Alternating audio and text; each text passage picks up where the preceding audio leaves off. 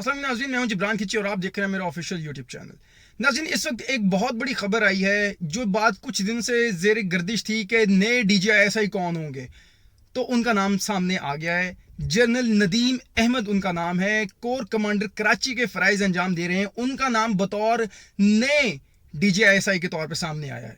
सबसे पहले अगर निगाह दौड़ाएं, DG जो हमारे पुराने ISI के चीफ थे जनरल फैज़ हमीद, उनको खराजी तहसीन पेश करना बहुत ज़रूरी है। उनकी खिदमात की बात की जाए तो बेतहाशा सब कॉन्टिनेंट को, एशिया को, पूरी दुनिया को सुकून, जहनी सुकून देने वाले DGISI जनरल फैज़ हमीद, उनकी खिदमात बेतहाशा खिदमात है। उनकी अगर सबसे बड़ी अचीवमेंट देखी जाए तो अफगानिस्तान के अंदर अमन है।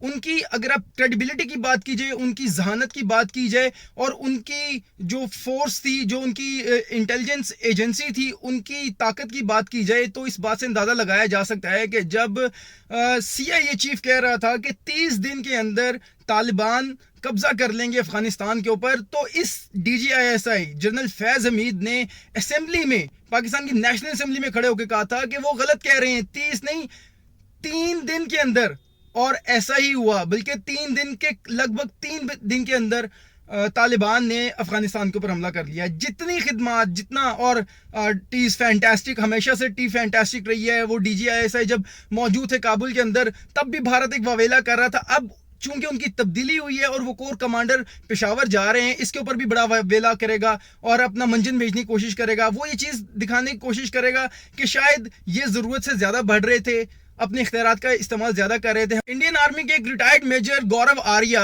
जो कि वावेला करते देख हर वक्त बैठे हुए पाकिस्तान के खिलाफ, ISI के खिलाफ कुछ ना कुछ बोलते रहते हैं, कुछ ना कुछ बोलते रहते हैं, मंजन बेचते रहते हैं अपना।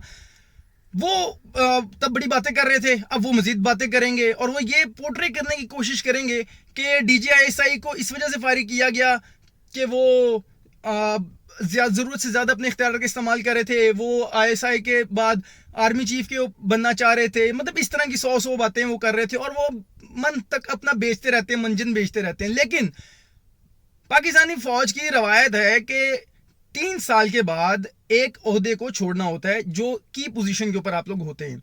तो DGISI का 3 साल की मुद्दत मुकम्मल हुई, अब वो जा रहे हैं कोर कमांडर पेशावर। ये भारत के लिए ज्यादा खतरे की बात है, क्योंकि एक रवायत है फौज के अंदर कि आपने जब आर्मी चीफ बनना होता है तो आपको किसी एक कोर को कमांड करना होता है। तो ये तो भारत के लिए खतरे की बात होगी। जो बात वो कर रहे थे मेजर गौरव आर्या कि शायद DGISI नहीं बन सकते आर्मी चीफ, तो उनके लिए बहुत खतरे की बात है। और इंडियन आर्मी और इंडियन मीडिया इसके ऊपर रो रहा होगा इस वक्त कि जी वो तो कोर कमांडर पेशावर चले गए हैं।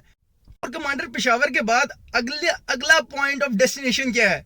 तो वो मेरे प्यारे गौरव आर्या, इंडियन आर्मी और वो तमाम लोग जो पाकिस्तान के खिलाफ हैं, आइडियोलॉजी ऑफ पाकिस्तान के खिलाफ है, पाकिस्तान के दुश्मन है, वो दुनिया में जहां भी हैं, इवन कि अगर वो पाकिस्तान में भी हैं, तो उनके लिए पैगाम है कि नए आर्मी चीफ बहुत डांटे आ रहे हैं। तो समझ लें कि आपके लिए मुश्किलात पे मुश्किलात आएंगी, मुश्किलात पे मुश्किलात आएंगी। अब अगर बात कर लीजिए आने वाले नए DGISI की, तो उनके बारे में उनके कॉलीग्स, उनके दोस्त, उनके अहबाब, वो सब ये कहते हैं कि ये बहुत ही अच्छे लिसनर हैं, ये बहुत ही ज्यादा कॉम्पिटेंट आदमी हैं, कराची के कोर कमांडर रहे हैं, इससे पहले बलूचिस्तान में FC बलूचिस्तान के IG रह चुके हैं। मतलब ये कि वो भारत का जो नेटवर्क वहां पे मौजूद था उसको तोड़ा इन्होंने बलूचिस्तान में। कुलभूषण यादव वाले टाइम पे ये मौजूद है वहां पे। उसके बाद कोर कमांडर कराची रहे, कराची के हालात और बाकी नेटवर्क तोड़ने में जो रॉ के एजेंट हैं या इनको पकड़ने में जो इनकी सुपरविजन शामिल है, सलाम है। और इनके बारे में कहा जा रहा है कि बलूचिस्तान के अंदर और सिंध के अंदर जब ये कोर कमांडर कराची रहे, इन्होंने मामला को बड़ी नरमी से भी देखा और सख्ती से भी देखा है।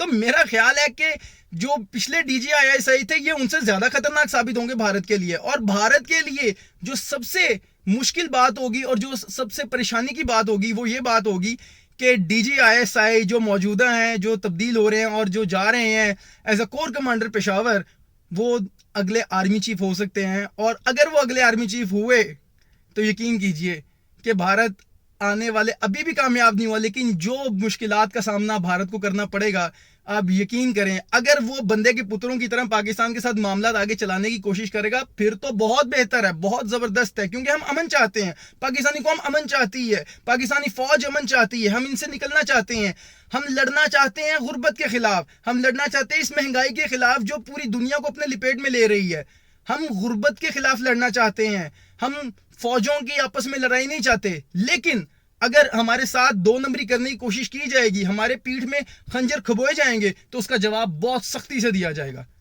आज की वीडियो के साथ मुझे इजाजत दीजिए। अल्लाह हाफिज।